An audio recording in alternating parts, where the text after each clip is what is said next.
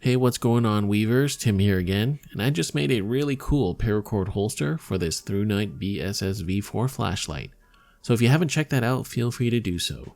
And this is my video review of the flashlight, just in case any of you were interested about this light. So first things first, this light was sent to me to check out and make a holster for by the good people over at Thrunite, but I will be as objective as possible in this review, of course. So getting right into it, what we've got here is what I would personally consider a medium-sized flashlight. Definitely something you could EDC, but would probably be on the larger side for pocket carry. So right out of the box, this light comes with a 3100 milliamp rechargeable IMR 18650 battery, charging cable, wrist lanyard, pocket clip, spare O-rings, spare charging port covers, and a replacement tail cap. All of which is really nice, as these are things that will definitely wear out over time with these kinds of flashlights. Also, you've got a crowned striker bezel as well as a red filter for the lens, and lastly a Velcro belt pouch, which is fine, but nothing really special. So they're definitely not skimping on the extras here, which is great.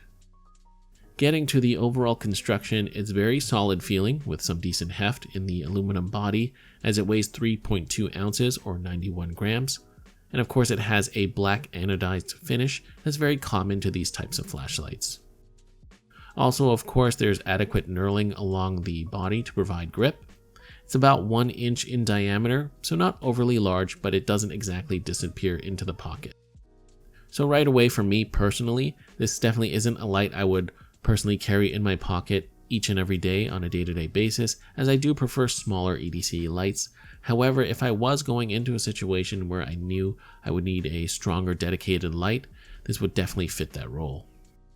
In terms of operating the light, you've got two options, a side switch as well as the tail cap switch. You can lock and unlock the light via the side switch, as well as cycle through the modes of Firefly, Low, Medium, High, Turbo, and Strobe. Using the tail cap switch immediately activates the Turbo mode. The light also has a memory, and when using the side switch, it will turn back on the previous mode used, with the exception of Turbo, Firefly, and Strobe.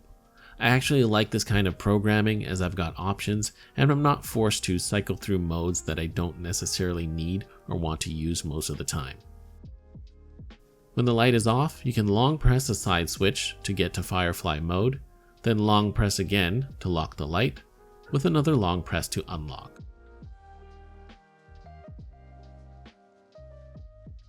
To cycle through the modes, you simply turn on the light via the side switch, then long press to cycle in between low, medium, and high. In terms of charging the light, you plug the USB cable in, and a red light indicates charging, blue for a full charge, and purple for abnormal charging, as in something isn't going right. Having a charging port on the light is great, as you don't need to get any sort of specialty charger to charge the batteries. Even though I already do have one, it's nice that I don't have to use it. The pocket clip on the flashlight is very strong, and it has some good spring tension to it, so if you've got this clip to a pocket, bag, or holster, I really don't see it going anywhere.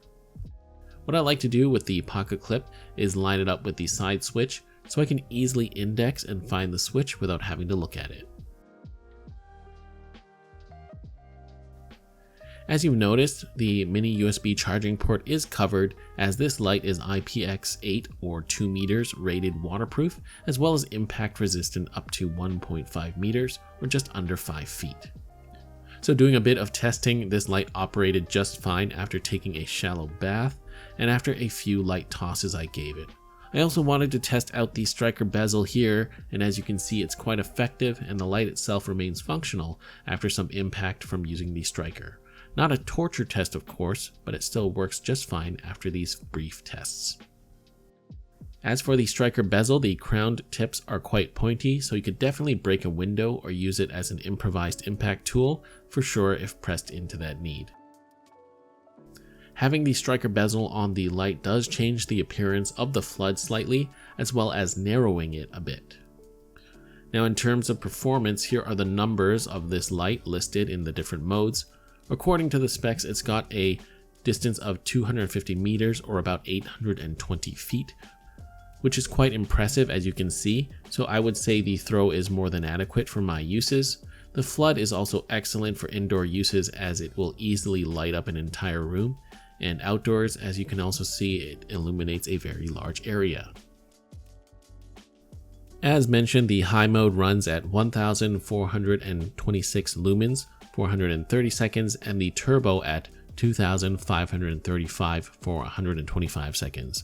With the other medium, low, and firefly modes, you've got all these settings you really need for most situations that you'll require a flashlight for.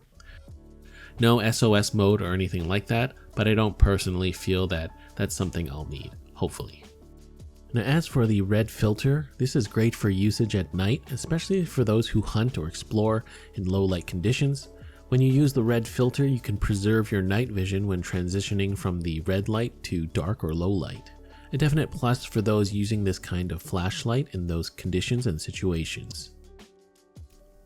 So after all that said, what do I think of this flashlight? Well, overall I think it's a great flashlight with great build quality and solid construction.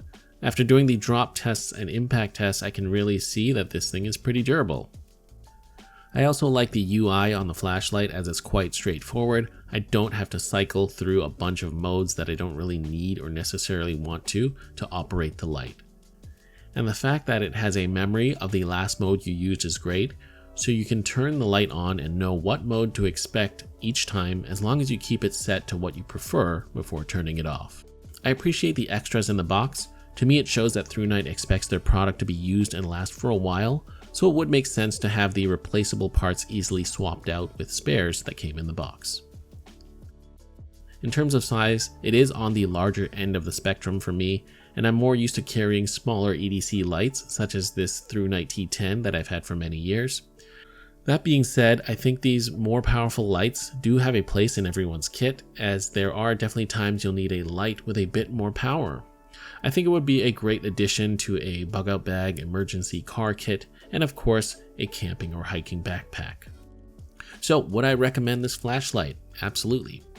If you're looking to up your flashlight game and are looking for something with a bit more power to it, I think the Thrunite BSS V4 is a great option. Solid construction, straightforward UI, and plenty of power and light modes. I think this flashlight can keep you covered for the variety of situations that you could be in.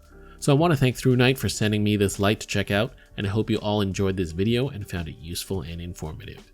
If you want to try this one out, I'll have a link for where to get the Thrunite BSS V4 in the description box down below. That being said, a huge thank you to all my Patreon supporters. If you want access to exclusive tutorials as well as our Discord server, feel free to check out my Patreon page, link in the video cards as well as down below. You can join for as little as $3 a month. You can also support this channel by liking the video and commenting. Also, feel free to subscribe if you haven't already. If you enjoyed this video, feel free to check out what I have to offer on the rest of my channel.